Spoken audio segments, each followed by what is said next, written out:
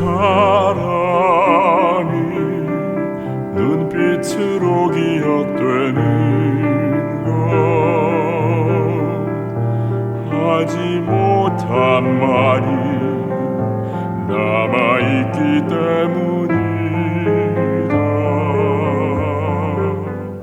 안녕하세요. 논FM 사람의 향기 강정실입니다. 벌써 9월의 절반이 지나가고 있습니다. 요즘 어떻게 가을을 느끼며 지내시는지요? 아직도 낮에는 따가운 햇볕에 여름이 다 지나간 것은 아닌 것 같습니다만 지난 9월 7일은 24절기 중 백로였지요. 이 절기부터는 밤에 기온이 많이 떨어져서 이슬이 내리게 되는데 백로의 뜻은 맑고 흰 이슬을 뜻하는 것이지요. 백로는 24절기 중 15번째 절기로 가을이 시작되는 상징적인 절기로 알려져 있습니다. 곧 추석 명절도 가까워 오는데요. 올여름 폭염과 폭우 그리고 가뭄 이러한 어려움들을 겪었지만 다가온 올가을에는 풍년이 되어 들에, 논에, 밭에 곡식들과 과일들 그리고 모든 농작물들의 풍성한 수확을 기대해 봅니다. 음악 듣고 이어지겠습니다. 9월의 노래 패티김이 들려드립니다.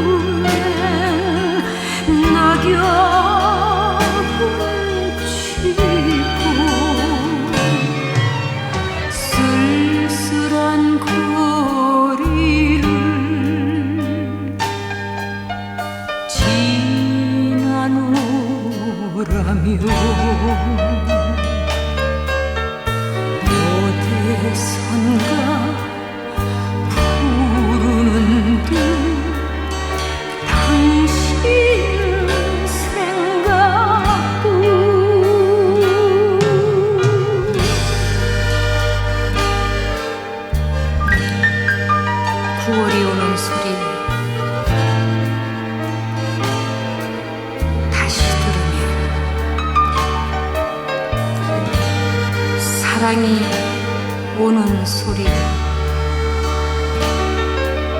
사랑이 가는 소리 남겨준 한마디가 또다시 생각나 그리움에 젖어도 낙엽은 지고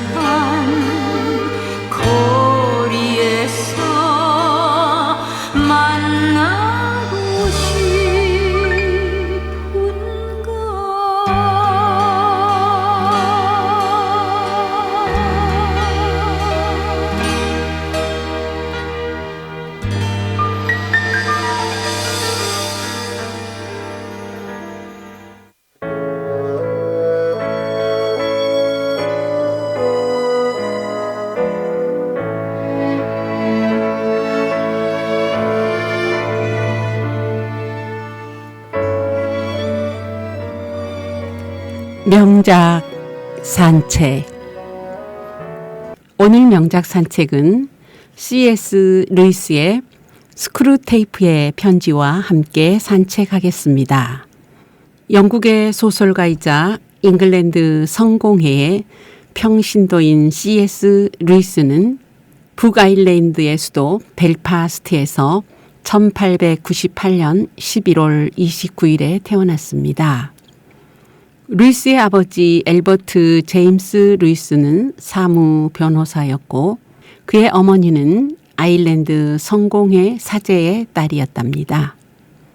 소년 루이스는 사람을 닮은 동물을 매우 좋아했고 베아트릭스 포토 이야기에 빠지기도 했으며 때로는 자신이 직접 동물 이야기를 상상해서 글로 쓰기도 하였다고 하는데요. 루이스는 독서를 매우 좋아하였고 집에는 많은 책들이 있었는데 루이스가 읽지 않은 책 한 권 찾기는 풀밭에서 바늘을 찾는 것만큼 어려웠다고 전해집니다. 루이스는 자연에 대한 애정도 컸습니다. 그는 그리스 문학과 신화에도 점점 관심을 가지게 되었으며 논쟁과 추론 능력을 발달시킬 수 있었습니다.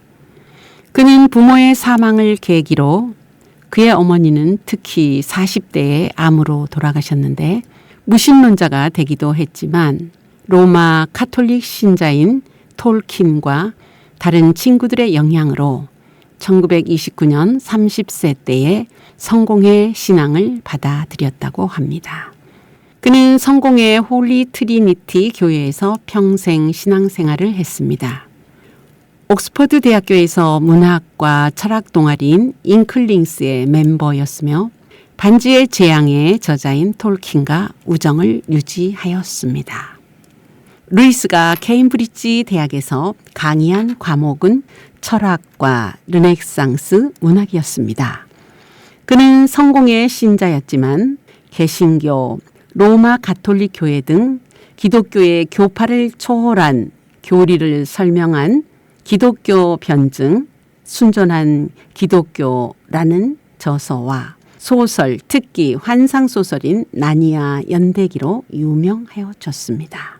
음악 듣고 이어지겠습니다. 바람의 노래.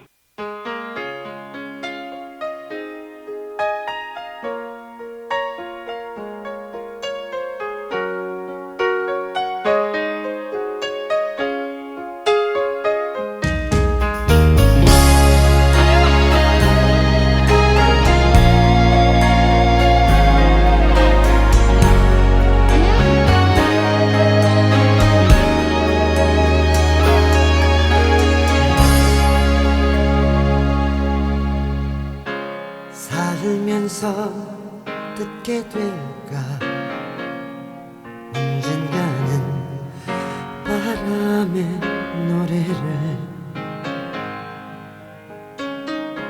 세월 가면 그때는 알게 될까 꽃이 지는 이유를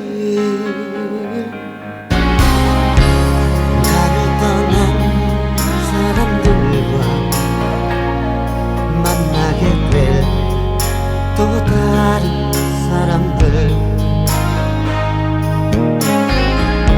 스쳐가는 인연과 그리움은 어느 곳으로 가는가. 나의 작은 길려나는 알 수가 없네.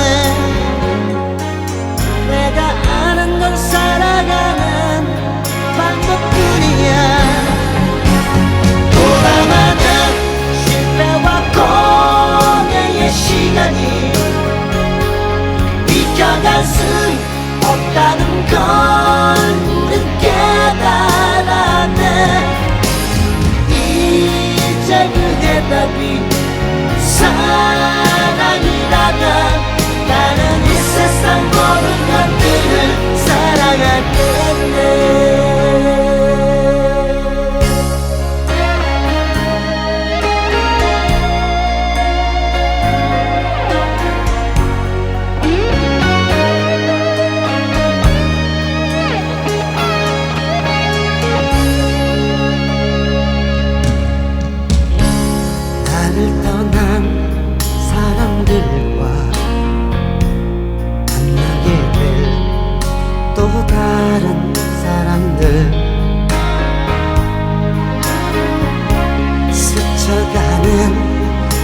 시간과 그리움은 어느 곳으로 가는가.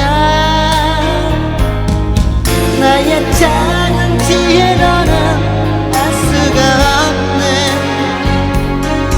내가 아는 건 사랑하는 방법뿐이야. 돌아가는 실패와 고뇌의 시간이 비켜갈 수 없다는 걸 우린 깨달았네. 이제 그 해답이 사랑이라면 나는 이 세상 모든 것들을 사랑하겠네.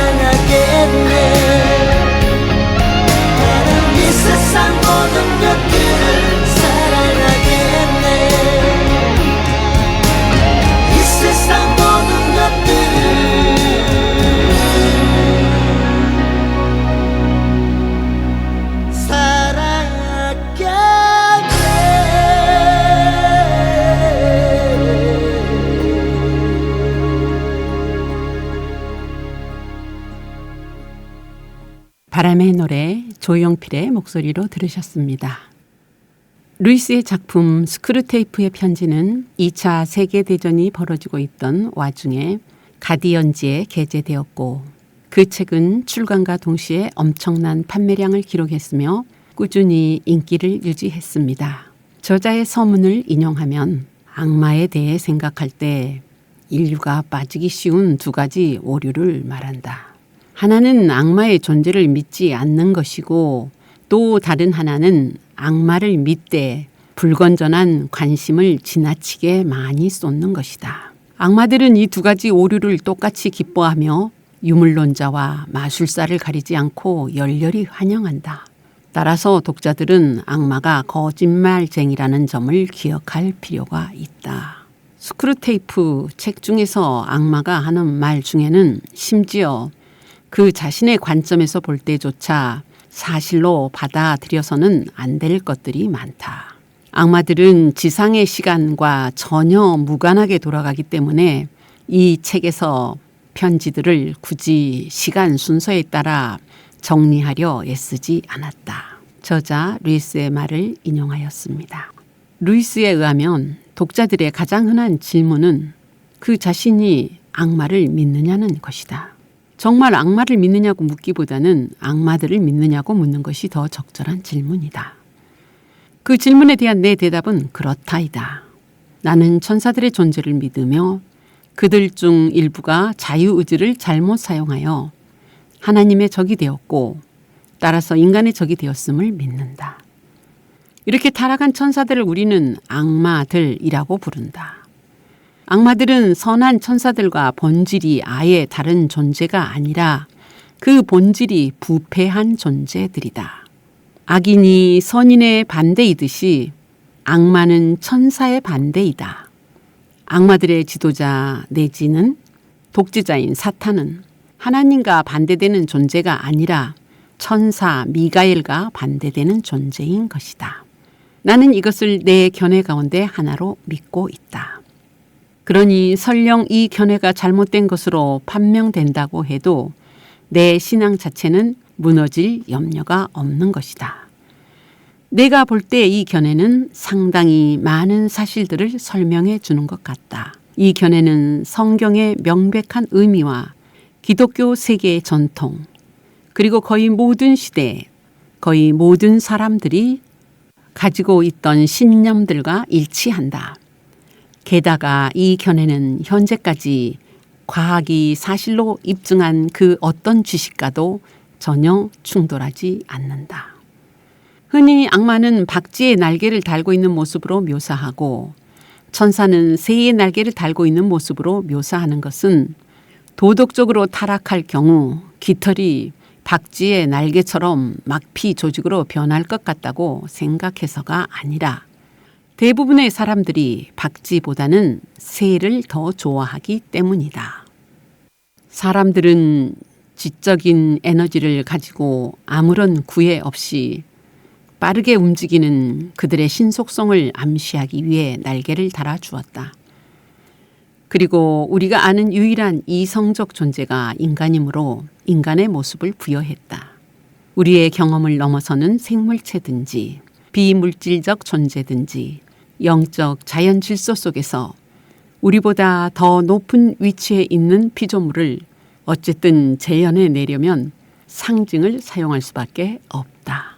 악마나 천사의 형태도 상징적인 것이다. 사고할 줄 아는 사람들은 이것이 상징에 불과하다는 것을 늘 인식하고 있었다. 고대 그리스인도 실제로 신들이 자신들이 만들어 놓은 조각상들처럼 선남 선녀의 모습을 하고 있으리라고는 믿지 않았다. 그들의 시에는 신이 인간들에게 일시적으로 나타나려고 할 때 인간의 모습을 가장했다고 쓰여 있다. 기독교의 신학도 천사의 나타남을 거의 언제나 그와 같은 방식으로 설명해 왔다. 5세기의 신학자 디오니시우스는 영들이 진짜 날개를 단 인간처럼 새였을 거라고 믿는 것은 어리석음의 소치일 뿐이라고 했다.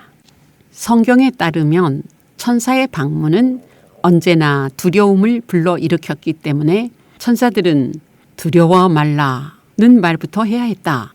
우리는 지옥을 그릴 때 모두가 끊임없이 자신의 체면과 성공에만 신경을 쓰며 모두가 불평불만이 가득하고 모두가 시기와 자만심과 원망이라는 치명적일 만큼 엄숙한 열정으로 살아가는 상태를 생각해야 한다. 이것이 출발점이다. 나머지 상징들은 아마도 나의 개인적 성향과 시대 상황에 많이 좌우되었을 것이다.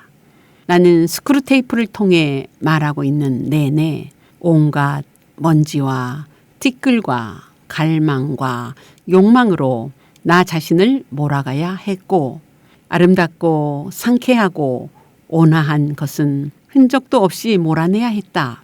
그러다 보니 책을 다 끝내기도 전에 거의 질식할 지경이 되었다. 책이 더 길어졌더라면 독자들도 마찬가지였을 것이다. 저는 이러한 저자 루이스의 심중을 되새겨 봅니다. 사람이 악한 일에 관여하거나 그러한 것들과 관련되어 있을 때 심적으로 매우 혼란스럽고 불안하며 갈등 속에서 살아야 함을 말하고 있다고 추정해 보았습니다. C.S. 루이스의 스크루테이프의 편지 안으로 들어가 보겠습니다.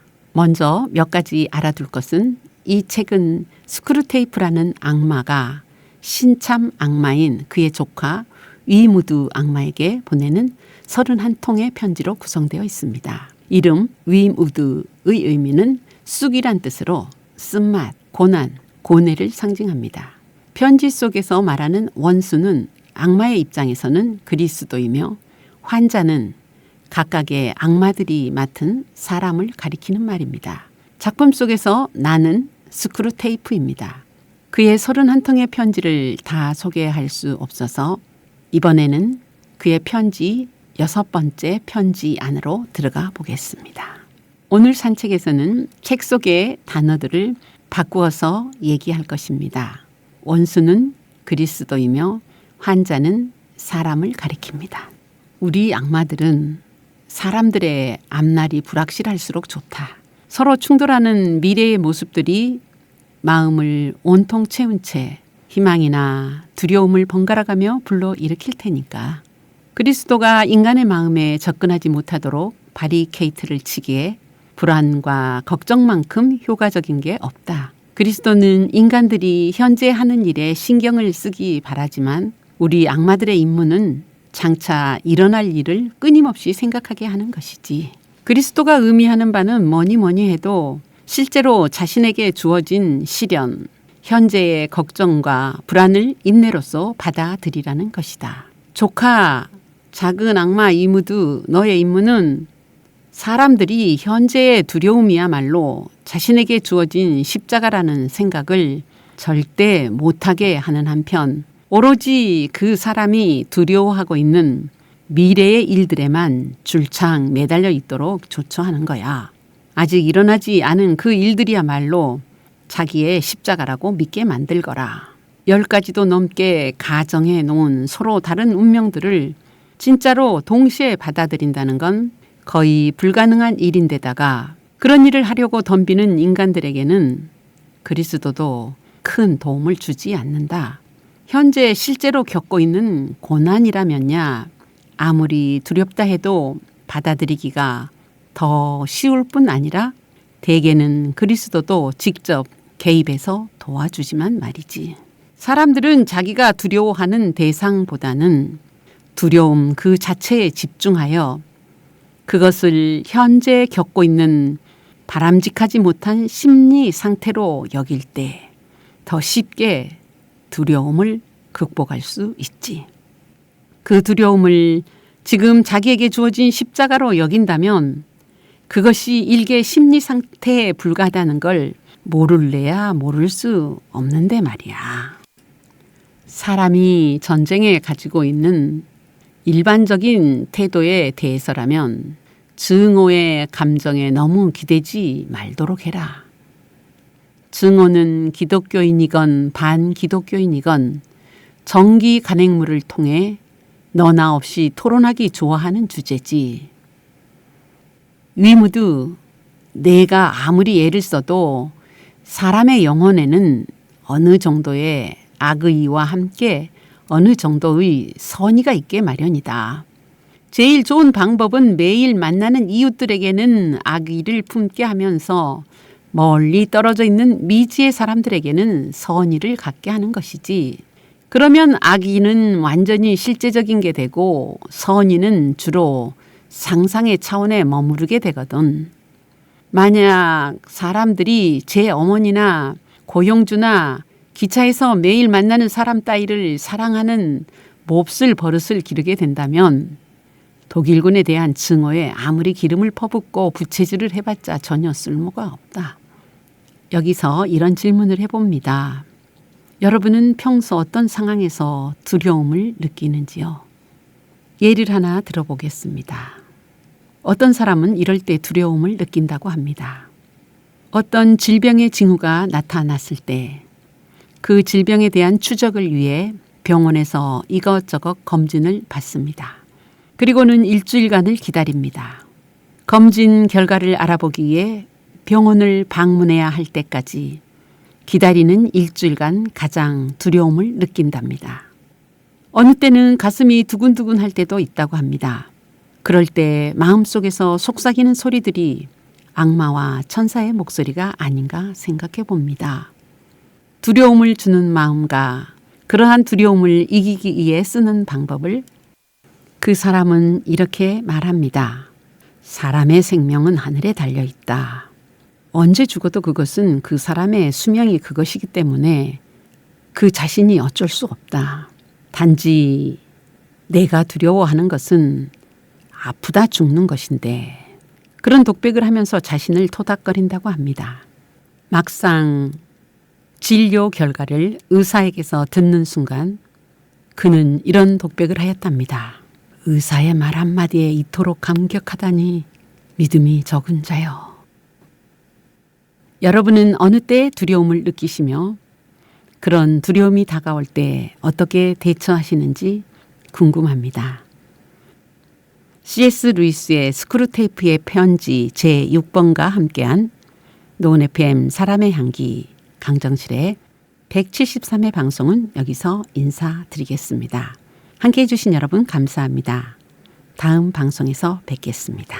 안녕히 계십시오.